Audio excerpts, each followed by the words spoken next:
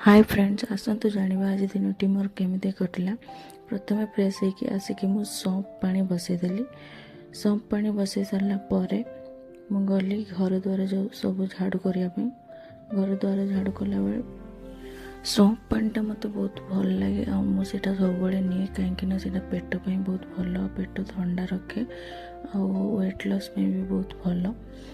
सौंफ पानीटा बहुत डाइजेशन पे भी बहुत भल। तो सफा करके आसला बेलू सौंफ पानी पूरा हो जाता।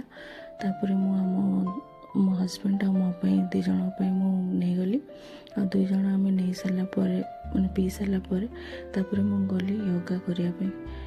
योगा हाफ एन आवर कर सारापर योगा किसी आसन सब कर सारापर आसीगली मु ब्रेकफास्ट करने। ब्रेकफास्ट आज होता पोहा। पोहा खाई सारापर मु पलैली पोहा खाई सारापर मु पलैली लंच बनिया को। लंच रे आज होता भात डाली कदली भजा, पूरा सिंपल ओडिया खाइबा सिंपल। तापर मो हजबैंड पलैले ऑफिस देन मु खाइदेली लंच। लंच पर मु आसिली टिके किछि लिखापी जोटा कि मोर टास्क थिला काली ऑफिस रो टास्क एंड घर किसी काम कर टास्क।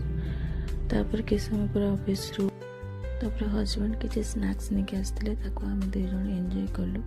सो आज ये पुणी देखा आउ गोटे ब्लॉग रे।